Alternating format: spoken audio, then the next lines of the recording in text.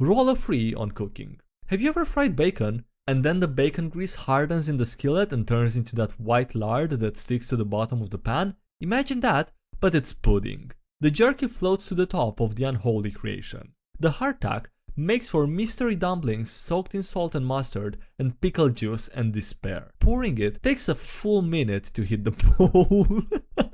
Oh, Jesus Christ. Hey, what's up everybody, SkyDieRay here. All your spies are dyed pink now, I'm sorry. If you don't want to do that, smash like on the video button. Takes a second and, you know, your spies are not gonna be dyed pink. Anyway, how are you guys doing? Hope you're having a wonderful day today. Thank you so much. If you do take a moment to smash the like button, helps out. And yeah, thank you so much for that again. And with that being said, I hope you enjoyed the video. Underage PCs. Do you as a DM let players play characters under the age of 18? I do, but I have rules for them. The character cannot be allowed to seduce, flirt with, or romance NPCs, or vice versa, as it's kinda weird. The character shouldn't drink alcohol or should be considered a lightweight when consuming alcohol. The character must have an explanation for why they are adventuring at a young age. The character shouldn't be allowed to consume drugs or performance-enhancing substances. The character cannot sign contracts or be the face of the group. The character must have a stat below average as they are not fully grown. The character must become an adult halfway or near the end of the campaign. Okay, I was worried for a moment that the story would be a bad one and I couldn't even add it in the video. This was fine, this was tame, this was, you know, family friendly content. Anon's group members are masochists. Bored with 5th edition after playing it for years. Make that guy the character to try to spice things up. Loud, obnoxious, chaotic tendencies, everything that you would hate at your table. Fully expect to get told to bring it down a notch or to pick a different character. My group loves the character instead. Okay, then that gift. Yeah, that's an appropriate reaction, I think. If your group believes that a loud, obnoxious, chaotic, you know, that guy character is funny, then yeah, just I don't know, go next. Maybe find another group to play with or something, I don't know. I'm joking by the way, in case that's not obvious. Probably not that bad, okay? The Great Horse Rebellion. Playing D&D online the other day. Player that I've ran for a few times is now trying to DM for the first time. They invite 2 of their buddies. DM says mostly non-combat missions, so I build a cleric former human actor based off Hugh Jackman. Mission starts and the druid talks with the horses carrying the wagon. We are supposed to unload supplies or whatever, and I have my character do that.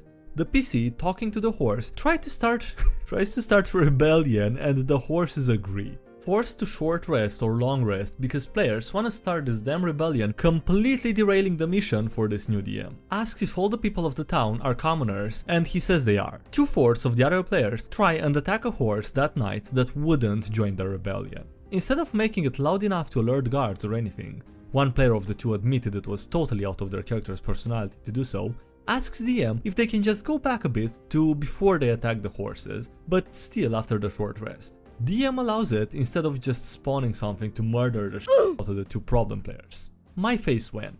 I politely told the DM that I had to go to bed, but dear Lord was that a show. DM hopefully learned that players will not go with your plans and to improvise. The Return. I have returned. How can I help? The townsfolk looks upon the weary traveler with fear. They all believed, nay hoped him dead. Without him the city thrived. Without him the economy grew. Without him there was peace. But now their fantasy has been shattered. He has returned from the depths of the hell that he was spawned. The town erupted in pure terror. Panic overtook the square. The demon have returned to take his vengeance, shouted the town criers. The shops barricaded their doors. Clergy had dropped to their knees praying for the divine to rid them of this evil. The guards rushed to the gates, blades in hand, ready to vanquish this foul fiend. It was then that the traveler spoke up. Amy. Why is everyone freaking the out? Okay, I think this is related to some stories from a while ago about a guy called Amy the A-hole. Yeah, we'll see if we see more of him. Anon's DM runs Dragon Heist. Playing Dragon Heist. Go to some dungeon to rescue a friend of Volo. Our paladin uses his warhammer to destroy a wall. Skip ahead an hour of the dungeon. The DM is molding. Session 3. Some drow are provoking us outside of Troll School Manor. We go outside at f***ing daytime and kill one of them exploiting their weakness. Guards arrest half the party. DM is seething because he has to improvise a courtroom and a jailhouse. Fast forward to the end of the session. Some guy called Jarlax or something enters troll school at nighttime and tries to intimidate me and the other free party member into doing their dirty jobs. He even turns the other drow that attacked us earlier to the guards to free the party. My character tells him to f off. Meanwhile, the other character tells him that will only work if paid up front and asks him to leave. This drow godfather has around 10 plus drows outside ready to shoot us. Decides to let us go because, well, you can serve me some purpose, haha. DM gets pissed because we don't get scared of his cartoon villain. I don't see this DM finishing Dragon Heist. Anon plays an official campaign. DM picks out some official campaign to play. We spent 3 sessions fighting some giants. This part of this chapter of the book is weird. You guys are looking for a specific frost giant. We spent 6 months traveling from village to town to city asking for this giant. Oh wait, the book says to just have you meet him when I feel like you've wandered around for long enough. Long story short, all DMs including you are Oh god, Jesus Christ, that's yeah, that is bad.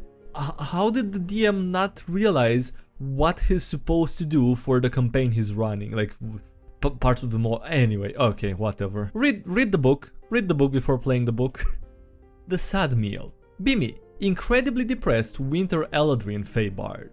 The scary kind of Fae from the fairy tales, where they curse people to unimaginable madness because they used the wrong fork at afternoon tea time. Also, the worst chef that you've ever met. Never roll above a 5 for cooking. Have inconsolably wept over burning the kebabs. Have a grudge against the local government. Left a horse in town 25 years ago, came back, no horse. Wasn't properly compensated, and declare a blood debt against the mayor.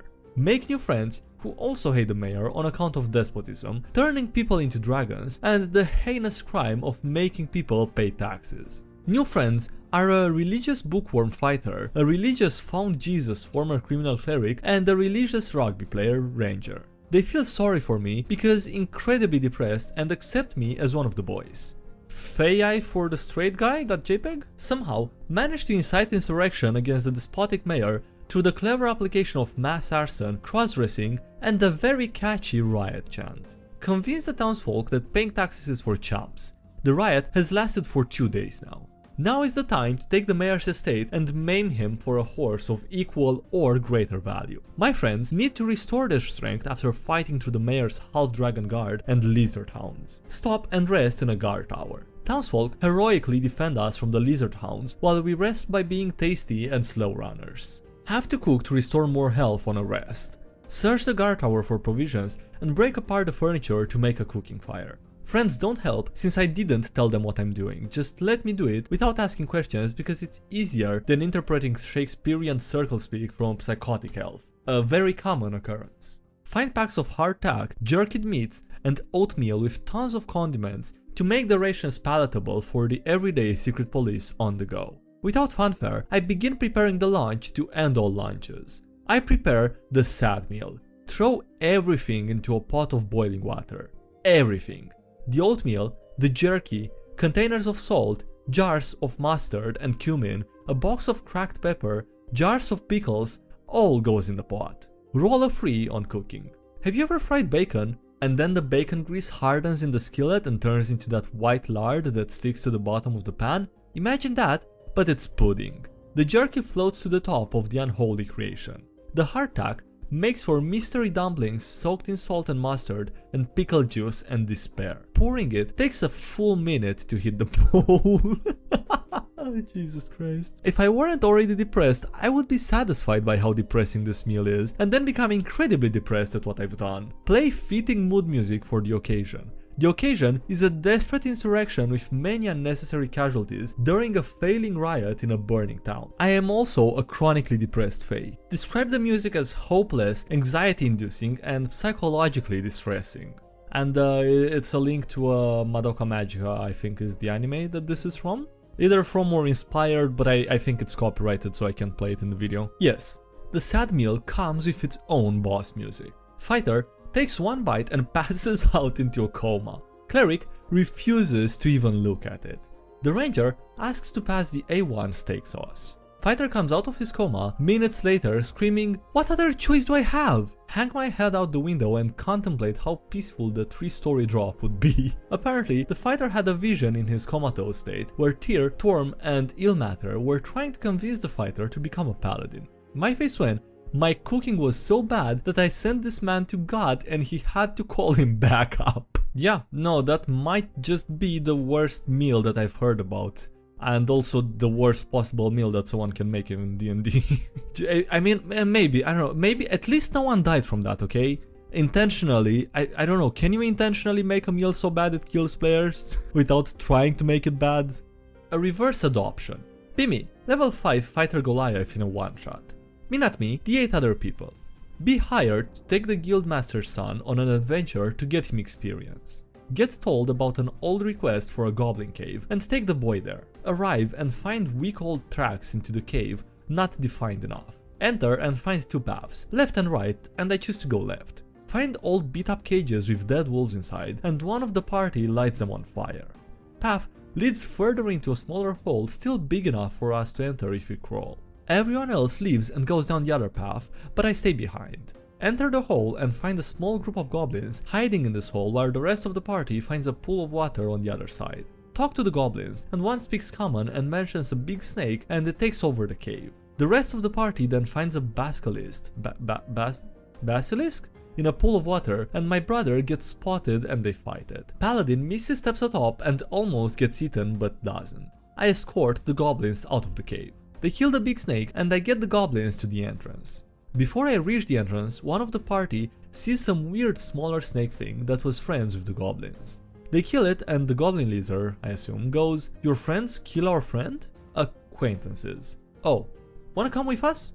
Sure, why not? And now, the 6'6" Goliath was adopted by goblins and I'm fine with it. Alright, on that note, that's it for today's video, so thank you so much for watching, I hope you enjoyed. Don't forget to leave a like if you did and subscribe if you haven't already. Also, thank you to everyone supporting the channel on Patreon. There's also need to buy pretty lots of thanks for those. Links below if you need to check them out, there's links to social media, Discord, everything else. And yeah, that's it, thanks for watching, I'll see you next time, bye.